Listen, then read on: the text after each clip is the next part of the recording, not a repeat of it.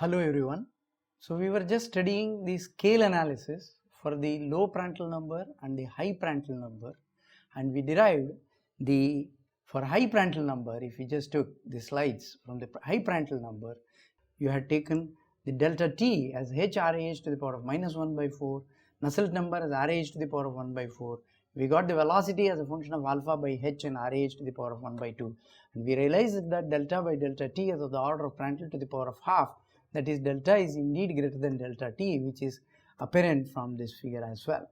So now if we consider low Prandtl number, which is given in this figure, and the low Prandtl number also we had worked out delta t, Nusselt number and v, and we summarized all these scales.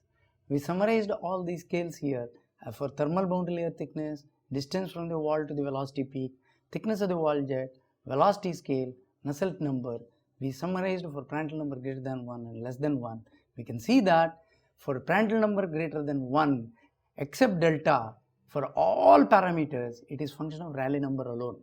But for Prandtl number less than 1, for every parameter, delta t, delta v and Nusselt number, they are dependent not just Rayleigh number but also Prandtl number. So that is the difference between Prandtl number greater than 1 and Prandtl number less than 1. That's the reason why we summarized that. And the non-dimensional numbers which we introduced ourselves is the Grashof number g beta delta t h cube by nu squared, Reynolds number u infinity h by nu, Rayleigh number g beta t minus t infinity h cube by alpha nu, Prandtl number nu by alpha, Rayleigh number equal to Grashof into Prandtl. Here u infinity, what we have taken, cannot be u infinity, can be visualized as something as like our v here. What we have gotten v can be taken as my u infinity, although I am taking it as, because v is the one which is generated by virtue of the buoyancy force, that is Rayleigh number. So now we said that we will do similarity approach. Let's get started with similarity approach. Similarity approach.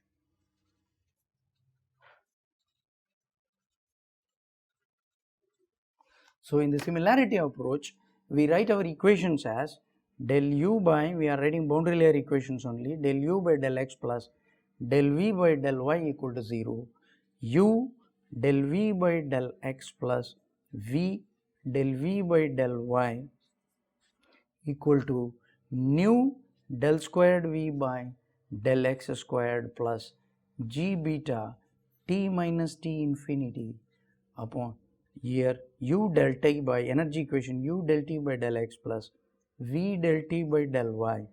You can write alpha del squared t by del x squared. The other term will be negligibly small.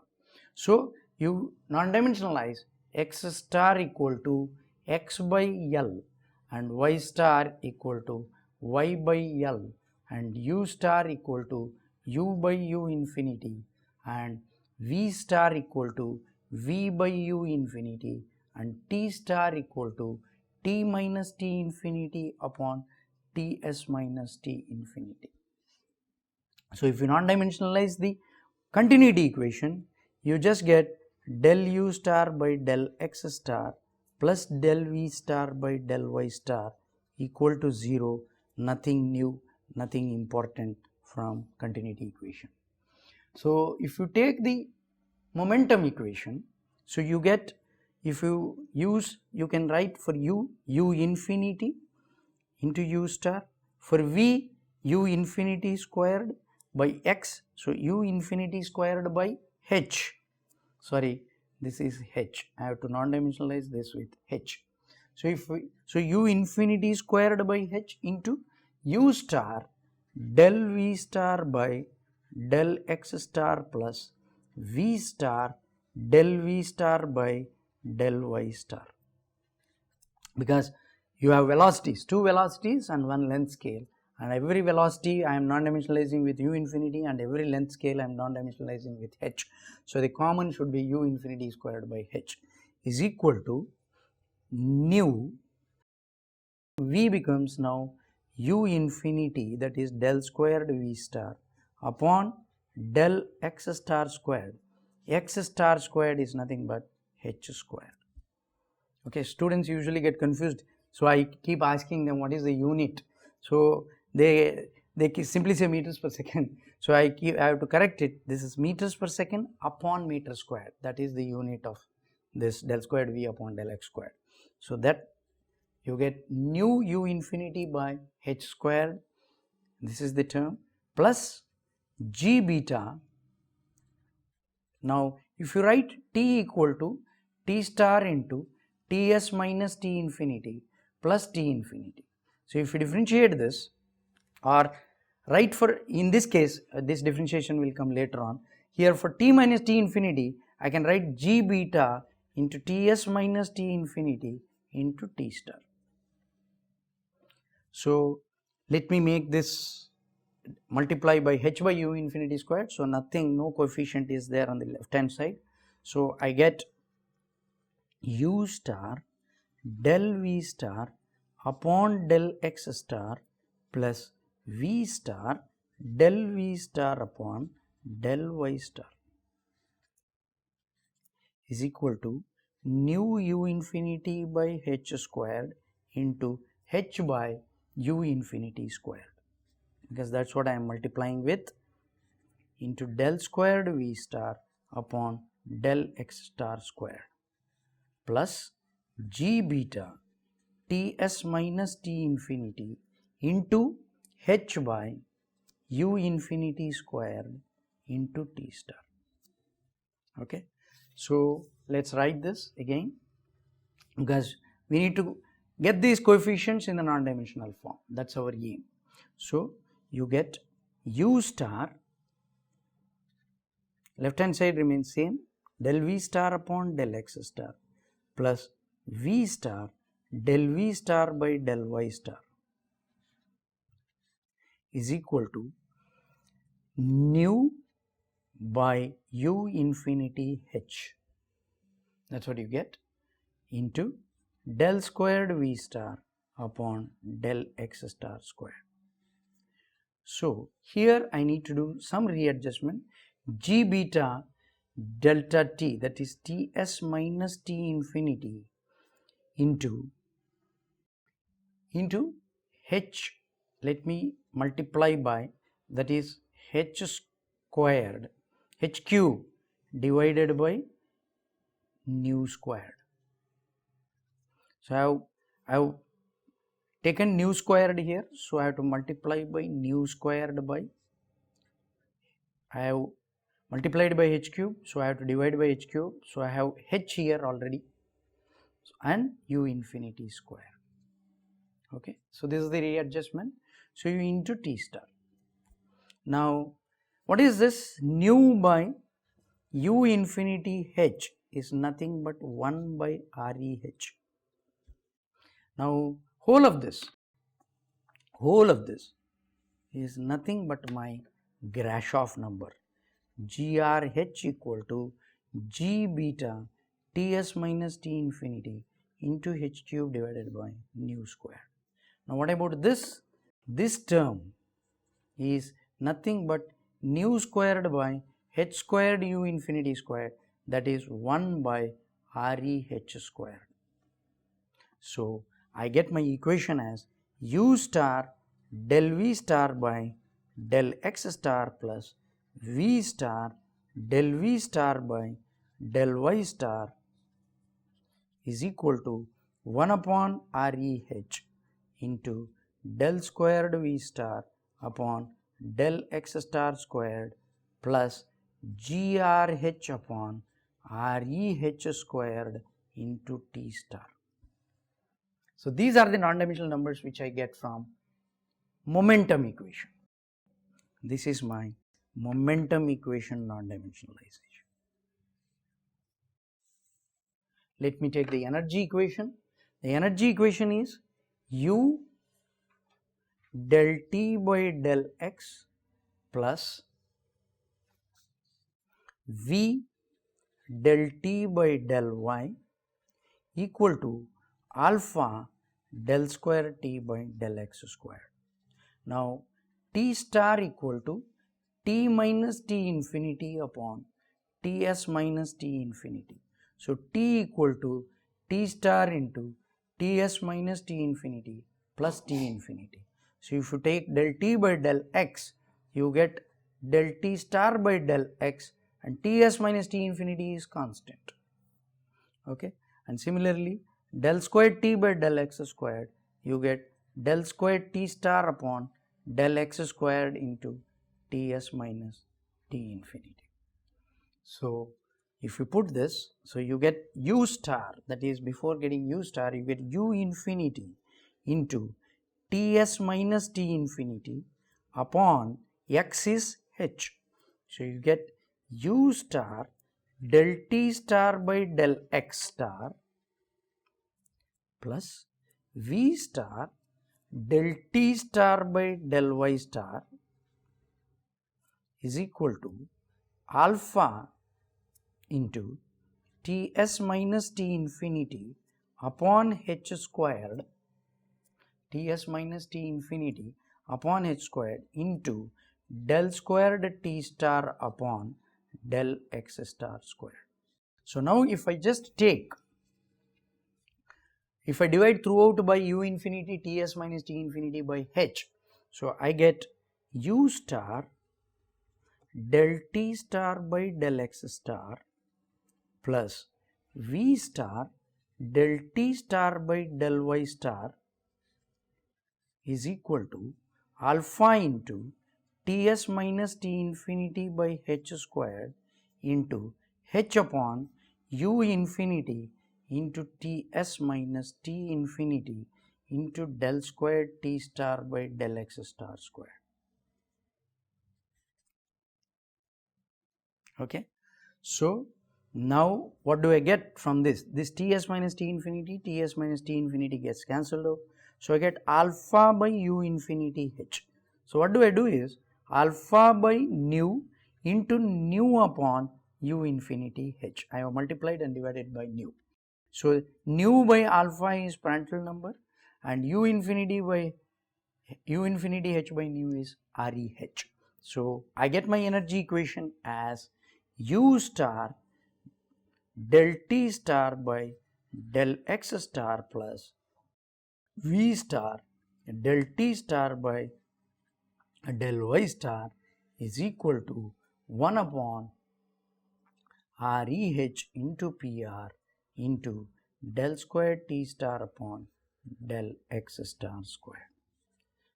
So the non-dimensional numbers what we have come across are RE, Reynolds number, and the most important grouping of the buoyancy force which you have non-dimensionalized is GRH by RE squared, which is having a lot of significance. I will explain you just a little while from now, and then REH into PR. So now if we consider, so before we consider GRH by PR, now I want you to notice, let us rewrite the equations once again. So because there is a reason, let's write the equations once. Del u by del x plus del v by del y equal to 0, u del v by del x plus v del v by del y equal to nu del squared v by del x squared plus g beta into t minus t infinity and u del t by del x plus v del t by del y equal to alpha del squared t by del x squared. See, please notice, we could solve in the forced convection mass and momentum together and then take that velocity distribution and put it in energy equation and solve the energy equation. But now that's not the case. T is in the momentum equation itself. That means these equations are coupled. So you need to solve them simultaneously.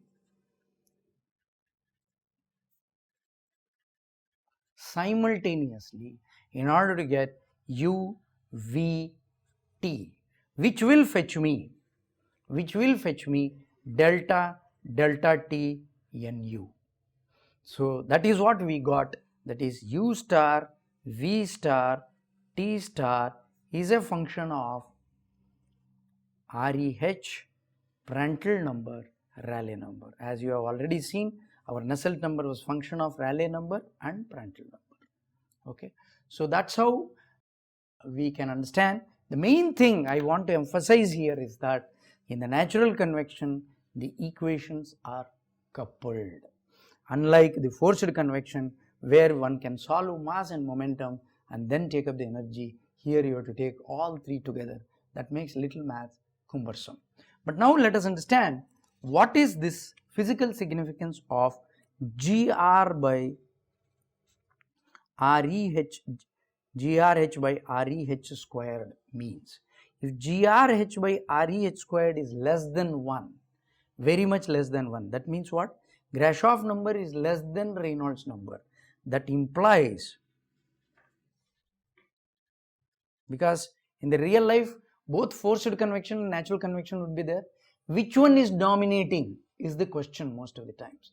So forced convection we can say is dominating when Grashof number by RE squared is very much less than 1, and GRH by REH squared, if it is greater than 1, naturally it would imply that it is natural convection. And if GRH by REH square are of the order of 1, then it implies both natural and forced are important.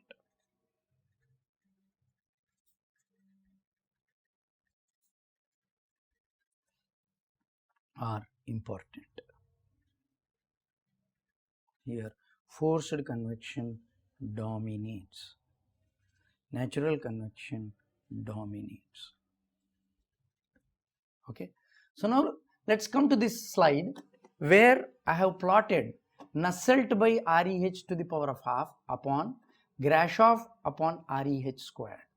Please note this is a logarithmic plot, both these sides. So you can see that actually what does this represent? This horizontal line represents pure forced convection, because GR by REH squared is less than 1. So this is forced convection. But if GR by REH is greater than 1, this is the solution of pure free convection. This is the correlation used for Nusselt number based for forced, and this is for free. But you see that, you can see that, you see here the knee for Prandtl number 0.72 is around 0.4, knee for 10 is around 0.5, and knee for 100 is 1.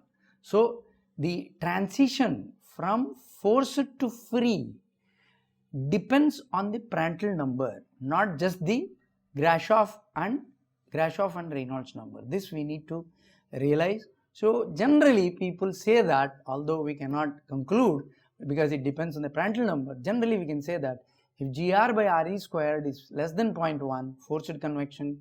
If GR by RE squared is greater than 10, definitely forced convection, because here from the figure we can say that. And less than 0.1, no matter what is the Prandtl number, you can say that it is indeed forced convection. And in between these two, we say that natural and forced convection dominates. But I would say that it's better to go with this plot for a particular Prandtl number and decide your range accordingly, rather than making the generalizations. So much about the criterion.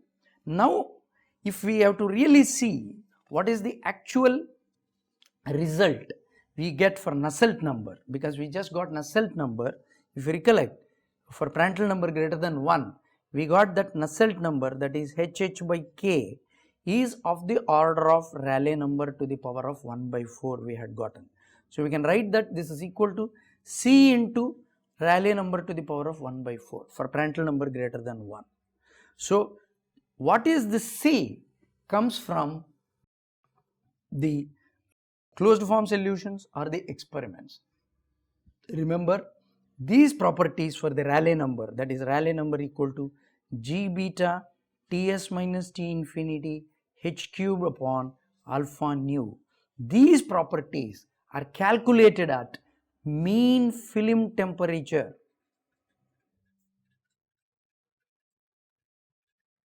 That is Tf equal to Ts plus T infinity by 2. This is very important because all the fluid properties are very sensitive to temperature. So if you take either Ts or T infinity, we will be making a mistake. So it works well with the experimental comparisons only when you take the mean film temperature. So if we come to these slides, if you just see the slides, for a vertical plate, here my intent is not to give all the correlations. I will just give for vertical plate, horizontal plate and inclined plate, and for maybe circular and spherical, but various other shapes, any standard textbooks one refers, you will get the correlations. So I would strongly recommend you to either see Incropera and Dewitt or Bejan or Changal for getting those correlations. So here if you just see the vertical plate, here there is one correlation for a vertical plate for Rayleigh number between 10 to the power of 4 to 10 to the power of 9, Nusselt number is equal to 0.59 Rayleigh to the power of 1 by 4, and for Rayleigh number is equal to 10 to the power of 9 to 10 to the power of 13, Nusselt number is equal to 0.1 Rayleigh number to the power of 1 by 3. What is the difference between these two? The top one for the low Rayleigh numbers, that is between 10 to the power of 2 to 10 to the power of 9, the boundary layer is laminar, and beyond 10 to the power of 9 it is turbulent. This we have not derived, I am just giving. You can say that it has come from experiments. Of course you can analytically also derive that, but I am not teaching that. So this is Nusselt number equal to 0.1. You can see that although the coefficient is less, here the power is high, because of which you are going to get higher number, Nusselt number for turbulent compared to that of the laminar flow. So combined equation, there is another equation if you see the slides, that is 0.825 Rayleigh number to the power of 1 by 6. It works for the entire range. It's little complex, but I think everyone uses this equation because it works well and it is more accurate. And if it is a inclined plate, all that you need to do is, in the Rayleigh number, instead of G, you need to replace G with G cos theta, where theta is, if this is your plate and this is the theta with respect to the vertical. So this is what is the theta for inclined plate. If my plate is inclined, this is for inclined plate. The same correlation holds good, except for the fact that you replace G with G cos theta for Rayleigh numbers less than 10 to the power of 9. Okay. So if you come to the horizontal plate, if you see the horizontal plate, the Nusselt number for the horizontal plate, that is heated upwards, the bottom is insulated. So you can see that the Nusselt number equal to 0.54 Rayleigh number to the power of 1 by 4 for 10 to the power of 4 to 10 to the power of 7. You see, whether it is vertical or horizontal, the value is almost same. Okay, it's not very much different. So generally we think that only the vertical plate, the natural convection is higher. So this is what you get for horizontal plate. But if your horizontal plate is insulated on the top and heated bottom, so the natural convection current will form like this and go up. So it is not very easy for the fluid to move up. So you can expect the lower Nusselt number. So the Nusselt number for this situation is 0.27 Rayleigh number to the power of 1 by 4. It's almost half. It's almost half. And this is valid for 10 to the power of 5 to 10 to the power of 11. So this is the correlation. So if you come to the cylinder, so you have a vertical cylinder which can be treated as a vertical plate for diameters greater than 35 L upon Grashof number. You can just use the same correlation for just by taking the length of the cylinder, so that the curvature effect is neglected. So horizontal cylinder, this is the correlation for Rayleigh numbers based on diameter. So instead of H, you have to replace in the Rayleigh number D, that is G beta delta T. Instead of H cube, it will be D cube divided by alpha nu. So that is this correlation you will use. And for Rayleigh number, these are all for constant temperature boundary condition. This is for sphere. This is for sphere, and you have correlation which looks similar to that of the cylinder, only the coefficients are a little different. But all these correlations are for constant wall temperature. At the end of this 2-3 modules, I am going to tell you what is that which is going to be for the constant heat flux boundary condition. So with this, we are going to, in the next module, I am going to take up this problem of a horizontal cylinder water pipe and what are the natural convection.